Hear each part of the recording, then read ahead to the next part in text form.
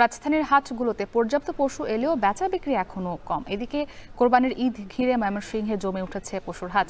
হাটের আরও খবরাখবর জানাতে শাহজাহানপুর হাট থেকে বাজিদ সাদ এবং মুক্তাগাছা নতুন বাজার হাট থেকে যুক্ত হয়েছেন ইমতিয়াজ আহমেদ। তবে শুরুতে আমরা রাজধানীর হাটের খবরাখবর জানবো।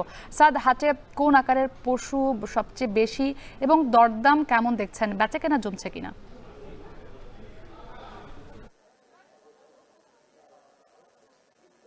বেচাকেনা তো একেবারে জমেই উঠেছে, যেহেতু ঈদের আর বাকি দুদিন, তো সেই হিসেবে আমরা সকাল থেকে বেচাকেনা কম পেলেও আমরা এখন কিন্তু জানতে পেরেছি যে বেচাকেনা বেশ ভালোই হচ্ছে।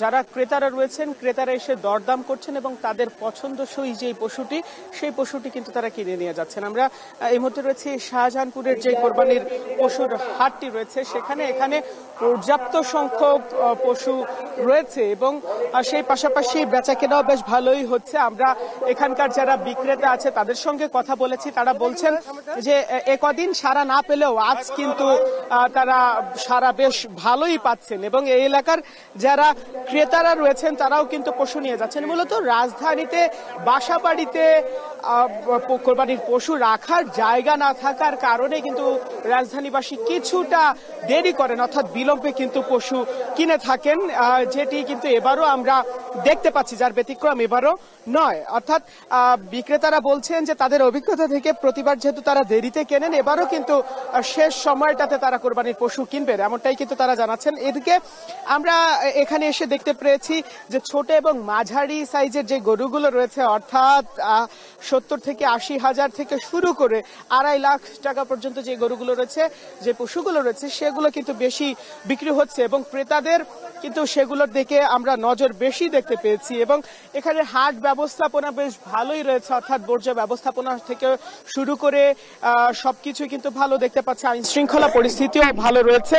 আমরা হাটের যারা ব্যবস্থাপনার দায়িত্বে রয়েছেন তাদের সঙ্গে তো কথা বলেছি, তারা বলছেন যে বৃষ্টি হলেও যেন গরুর কোনো সমস্যা না হয় সেজন্য তারা সামিয়ানা টানিয়ে দিয়েছেন এবং সেই পাশাপাশি তারা নিয়মিত খোঁজ খবর রাখছেন। এখানকার যারা স্বেচ্ছাসেবক রয়েছেন তারাও কিন্তু বেশ তৎপর রয়েছেন, আমরা তেমনটি কিন্তু দেখতে পেয়েছি। কিছুক্ষণ পর এখানে স্বরাষ্ট্র উপদেষ্টা আসবেন, সেজন্য তাদের প্রস্তুতিও কিন্তু বেশ রয়েছে। আমরা দেখতে পাচ্ছি যে কিছুক্ষণ পরপরই কিন্তু পছন্দসই যে গরুটি, সেই গরুটি কিন্তু কিনে নিয়ে যাচ্ছেন ক্রেতারা এবং তারা বলছেন যে এবার হাটে যে সকল গরু রয়েছে, যেহেতু ভারত থেকে গরু ঢোকেনি, সেই হিসেবে দেশীয় যারা বিক্রেতা রয়েছেন, খামারিরা রয়েছেন, তারা লাভবান হবেন এবার তেমনটি কিন্তু তারা প্রত্যাশা করছেন। এবং এই যে শাহজাহানপুরের হাটটি রয়েছে, এখানকার সার্বিক ব্যবস্থাপনা নিয়ে কিন্তু যারা বিক্রেতা রয়েছেন তারা সন্তুষ্টি প্রকাশ করেছেন। আমার কাছে এই ছিল ঢাকা থেকে সবশেষ। এবার আমরা চলে যেতে চাই ময়মনসিংহে, সেখানে রয়েছেন সহকর্মী ইমতিয়াজ আহমেদ। ইমতিয়াজ, আপনার কাছে জানতে চাই ময়মনসিংহে এবার কোরবানির পশুর দরদাম কেমন রয়েছে, ক্রেতা বিক্রেতারা যারা রয়েছেন তারা কি বলছেন এবং একটু হাট ব্যবস্থাপনা সম্পর্কেও জানাবেন। আসাদ, ময়মনসিংহের বিভিন্ন যে উপজেলাগুলোতে একেবারে গ্রামীণ যে কোরবানির পশুর হাটগুলো রয়েছে সেগুলো কিন্তু পুরোপুরি জমজমাট হয়ে উঠেছে। আমরা রয়েছে ময়মনসিংহের মুক্তাগাছা উপজেলার যে হাটটি বসে, নতুন বাজার কোরবানির পশুর হাট, সেখানে রয়েছে। এখানে আমরা দেখতে পাচ্ছি যে প্রচুর কোরবানির পশু সরবরাহ হয়েছে এবং সেই সাথে কিন্তু যারা কোরবানির পশু দেখতে আসছেন, কিনতে আসছেন, আমরা দেখতে পাচ্ছি যে বিভিন্ন যে কোরবানির পশুগুলো এখানে আনা হয়েছে বিভিন্ন উপজেলা থেকে, জেলা থেকে, সেগুলো কিন্তু দেখার জন্য বিভিন্ন কোরবানির পশু যারা কিনতে আসছে তারা কিন্তু আসছেন। মূলত বরাবরই এই হাটের সবচেয়ে বড় যে বৈশিষ্ট্যটি সেটি হলো দেশি জাতের যে ষাঁড় গরুগুলো, ছোট বড় সব ধরনের ষাঁড় গরু কিন্তু রয়েছে এবং এই ষাঁড় গরুগুলোর, দেশি জাতের যে ষাঁড় গরুগুলো, সেগুলোর কিন্তু একটা বড় চাহিদা থাকে এই হাটে এবং যার জন্যই আমরা দেখতে পাচ্ছি বিভিন্ন ক্রেতারা আসছেন, তারা দরদাম করছেন। তবে যে খুব যে একটা বিক্রি হচ্ছে তা কিন্তু নয়।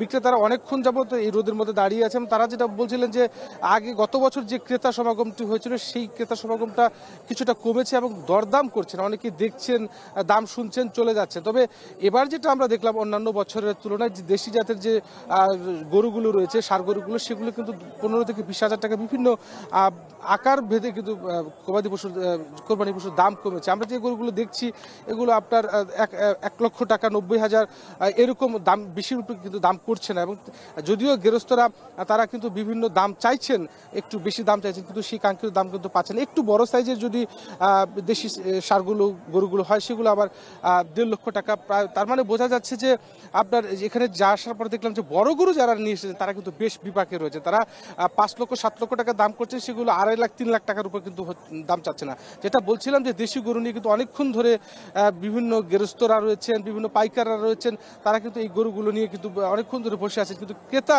সংখ্যাটা কম, যার কারণে গরুর দামটাও কিন্তু কম হচ্ছে। আমরা অনেকেই বলছিলেন যে তাদের যে খরচ কিন্তু বাড়ছে, খড়ের গোখাদ্যের খরচ বাড়ছে, সুতরাং এই খরচ যে বাড়ছে সেই তুলনায় কিন্তু তারা দাম পাচ্ছে না। এবং আমরা দেখতে পাচ্ছি যে বিভিন্ন প্রত্যেকটি আমরা যেটা দেখি যে বরাবর যে প্রত্যেকটি পরিবারই কিন্তু গ্রামে কিন্তু দেখি যে সবাই কিন্তু এই কোরবানির জন্য পশু তারা তৈরি করেন এবং কোরবানির এই হাটে কিন্তু তারা সেগুলো বিক্রি করেন। জেলা অফিসের তথ্য মতে, প্রাণী সম্পদ অফিসের তথ্য যেটা বলছেন যে 170টির মতো জেলার 69টির মতো কোরবানির পশুর হাট এবার বসেছে, যেখানে 50টির মতো মেডিকেল টিম সেখানে কাজ করবেন। এবং যদি কোনো অসুস্থ কোনো গবাদি পশু থাকে সেগুলো তারা নিশ্চিত করবেন মেডিকেল টিম, এবং কোনোভাবে যেন ভারতীয় গরু এই হাটে না আসতে পারে, জাল টাকার যেন বিস্তার না করতে পারে, সে বিষয়ে কিন্তু আইন শৃঙ্খলা বাহিনী তৎপর রয়েছে। তো সব মিলিয়ে এখন পর্যন্ত আমরা হাটে আছি, হাটে এখনও জমছে, নিশ্চয়ই পরবর্তীতে আরও বিস্তারিত এই হাট থেকে আমরা কোরবানি পশু বিক্রি সর্বশেষ জানাতে পারবো। সব মিলিয়ে এই ছিল আমার কাছে কোরবানি পশু হাটের সর্বশেষ খবর।